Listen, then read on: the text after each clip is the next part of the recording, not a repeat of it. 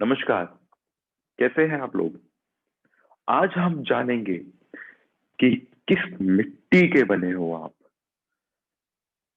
वो क्या कॉम्पोजिशन है आपकी जो डिसाइड करती है कि आप क्या करोगे, किस चीज में स्थित रहकर अपनी एक्सीलेंसी को अचीव करोगे। वो क्या है? प्रकृति के 3 गुण, सत्व, रजस और तमस। आयुर्वेदा में इनको हम वात, पित्त और कफ के नाम से पहचानते हैं। ये प्रकृति से पैदा हुए, होमोजीनियस नेचर से पैदा हुए 3 गुण होते हैं। कपिल मुनि ने हमें सांख्य दर्शन दिया। सांख्य दर्शन के 25 एलिमेंट में से 2 एलिमेंट स्टार्टिंग के हमारे पुरुष और प्रकृति है। पुरुष माने जो फिक्स्ड है और प्रकृति माने जो वेरिएबल है। और फिर प्रकृति 3 गुणों को जन्म देती है, जिसमें से रजस, सत्व, तमस। तो ये है क्या, और ये हमारे अंदर किस प्रपोर्शन के अंदर बैठे हुए हैं, ये हम कैसे पहचाने अपने आप को। इसी को भगवान गीता में कहते हैं। गीता जो एक सांख्य का सबसे उत्तम शास्त्र है, उत्तम ग्रंथ है, उसके अंदर भगवान कहते हैं कि कॉम्पोजिशन पहचानना यानी अपना धर्म। धर्म मतलब कि आपका कॉम्पोजिशन क्या है, आप किस मिट्टी के बने हो, वो धर्म होता है असली। धर्म का अर्थ ये नहीं है कि आप हिंदू हो, मुसलमान हो, क्रिश्चियन हो, ईसाई हो। धर्म का मतलब कहीं भी ये नहीं है। ये सिर्फ भ्रांति फैलाने वालों ने इसका मतलब बना दिया गया। धर्म का असली अर्थ है कि आपने क्या धारण किया हुआ। धारण मतलब कॉम्पोजिशन। आपने इन 3 गुणों की, सत्व, रजस, तमस, वात, पित्त, कफ, इनकी क्या प्रपोर्शन लेके आप पैदा हुए हो। आपका धर्म निर्धारित करता है आपका कर्म। तो आइए आज की वीडियो में हम जानते हैं कि कैसा आपकी कॉम्पोजिशन है, जिसमें आप क्या कर्म करोगे तो आपकी एक्सीलेंसी अचीव होगी। गीता में भगवान कहते हैं कि इन 3 कॉम्पोजिशन यानी अपने धर्म को पहचानना ही आत्म साक्षात्कार है। स्ट्रेंज। आज तक तो हम लोगों ने सुना था कि आत्म साक्षात्कार मतलब कहीं पे पहाड़ों पे जाके बैठ जाना और पता नहीं क्या क्या ड्रामे करना होता है, पर उससे आत्म साक्षात्कार नहीं आता। उससे बहुत चीजें आती होंगी, तमस आता होगा, बट आत्म साक्षात्कार नहीं आएगा। आत्म साक्षात्कार का सीधा और साधारण मतलब है कि आपने किस प्रपोर्शन के अंदर इन 3 गुणों को धारण किया हुआ है, आपका धर्म क्या है। ये कैसे जाने हम? तो आइए एक बार गीता में से ही जो भगवान के श्लोक हैं, भगवान के कहे गए लाइंस हैं, उनको पढ़ते हैं। तो मैं गीता का ही रेफरेंस लेते हुए, ये गीता है, ये खुशदीप बंसल जी ने सहेजी हुई है। इसमें कोई व्याख्या नहीं है, सिंपल एज इट इज आज की लैंग्वेज में ट्रांसलेट की हुई है। मैं लिंक इसका डिस्क्रिप्शन में दे दूंगा, आप जाके इसको परचेज कर सकते हैं। बहुत छोटी सी और सिंपल सी है, एक पाम के बराबर है ना। तो चैप्टर 14 के अंदर भगवान सत्व, रजस, तमस का डिस्क्राइब करते हैं। भगवान कहते हैं कि प्रकृति से 3 गुण, सत्व, रजस और तमस पैदा होते हैं। ये गुण नाश रहित देही को देह में बांधते हैं। अब कभी गीता अध्ययन करेंगे तो मैं आपको हर एक वर्ड्स का मीनिंग बताऊंगा प्रॉपरली, क्योंकि बहुत ही मिस इंटरप्रेट हुए हैं हमारे लाइन, हमारे आज के टाइम में इन वर्ड्स का। भगवान कहते हैं कि ये गुण नाश रहित देही, नाश रहित देही यानी आपकी सोल को देह में बांधते हैं, यानी आपकी बॉडी। विनाश रहित देही को देह में बांधते हैं। इनमें सत्व गुण निर्मल होने के कारण स्पष्टता देने वाला और विकार रहित होता है। कौन सा गुण? सत्व। सत्व क्या देता है? आपको स्पष्टता देता है और विकार रहित होता है। यह सुख और ज्ञान में लगाव से बांधता है, सत्व।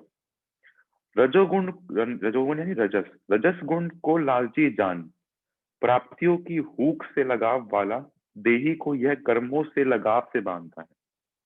जो रजस वाले होते हैं वो लालची का टाइप के होते हैं। उनको हर एक चीज के अंदर अपना फायदा दिखता है।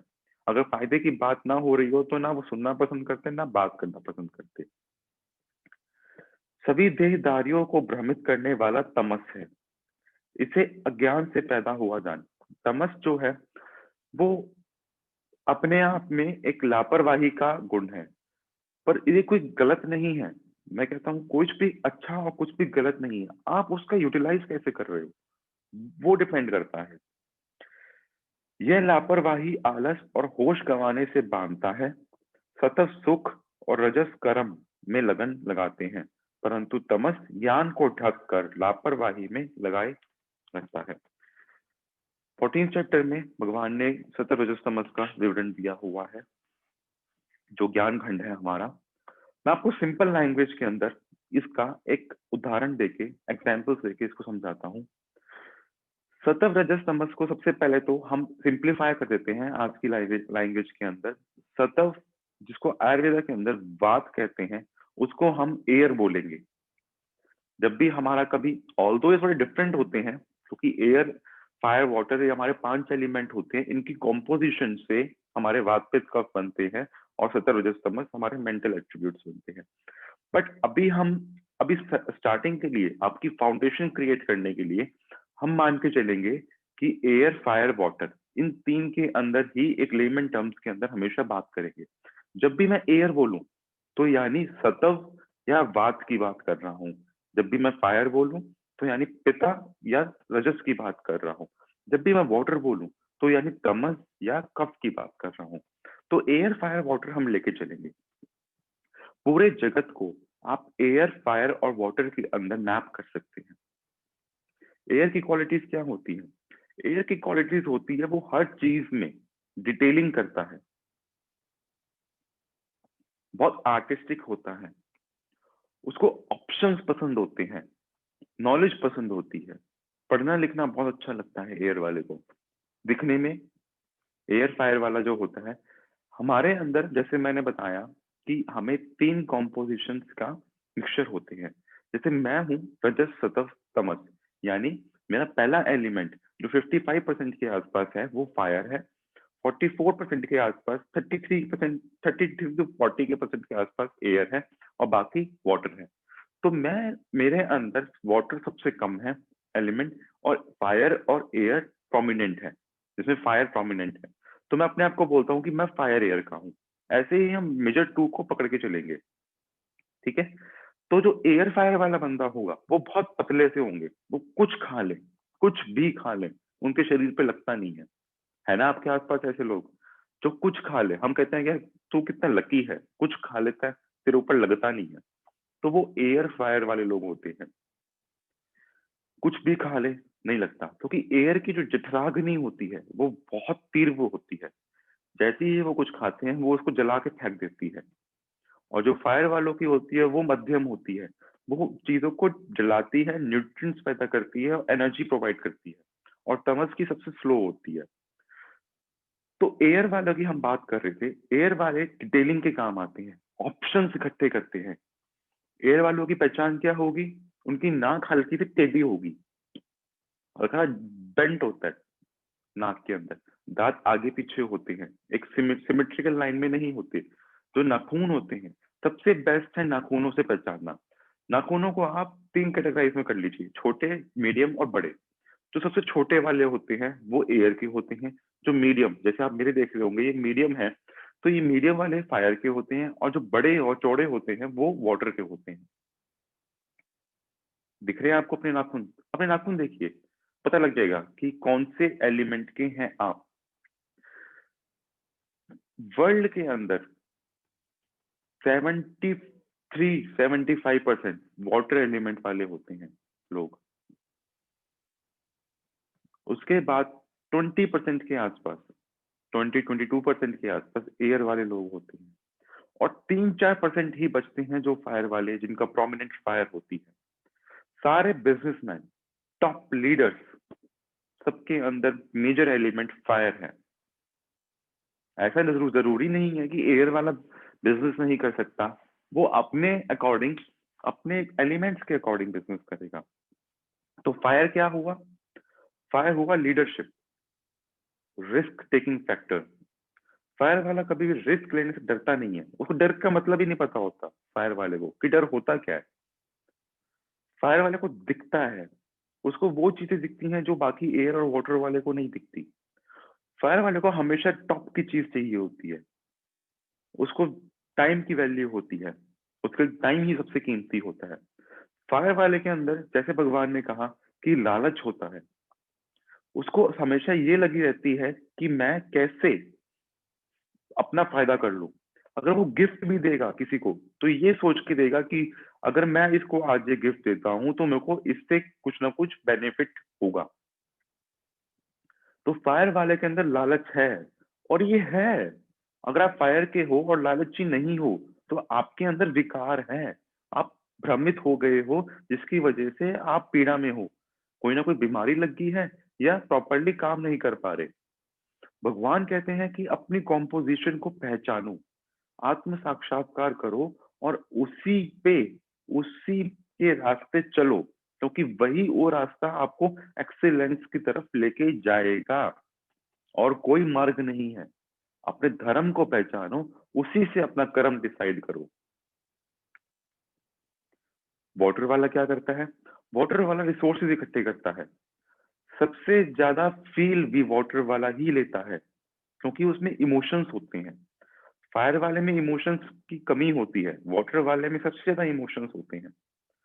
अगर मेमोरी की बात करते हैं हम, तो एयर वालों की सबसे कम, फायर वालों की मीडियम, और वाटर वालों की सबसे शार्प और होल्डिंग वाली मेमोरी होती है।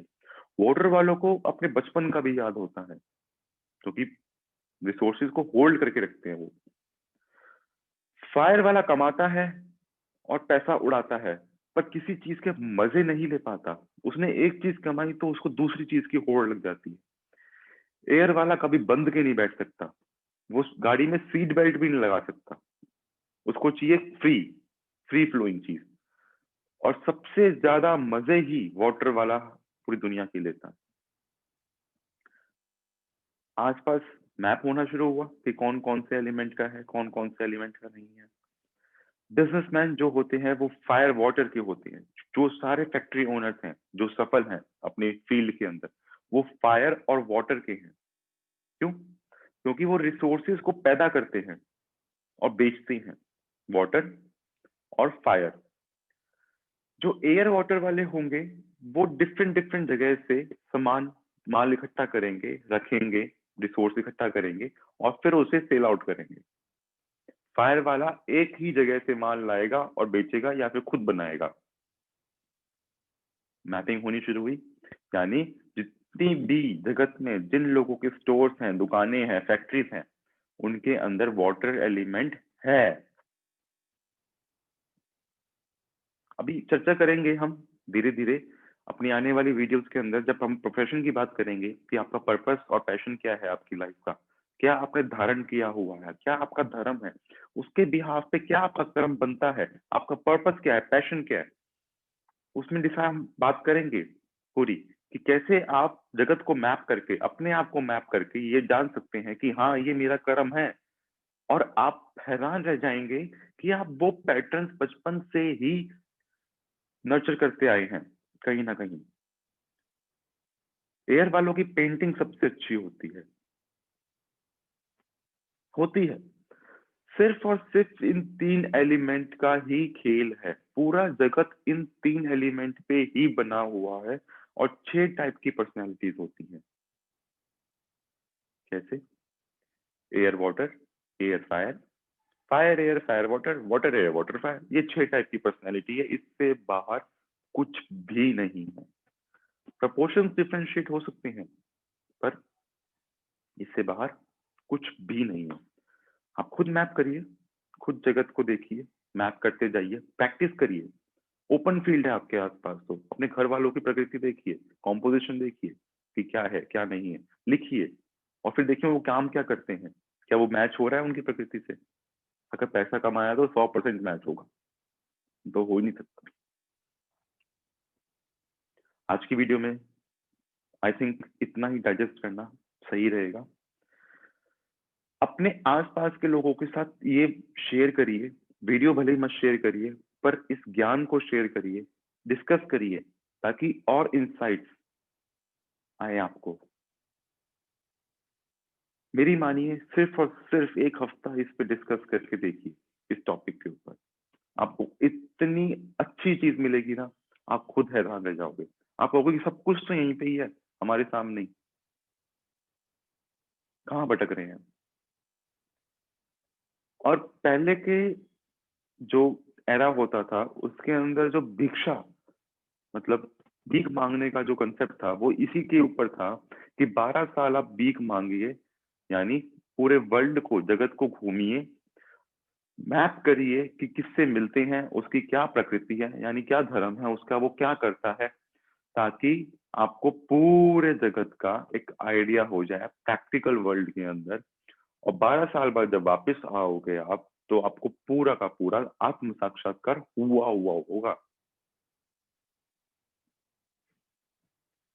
इतना सुंदर, इतना प्योर ज्ञान है हमारे वैदिक कल्चर के अंदर।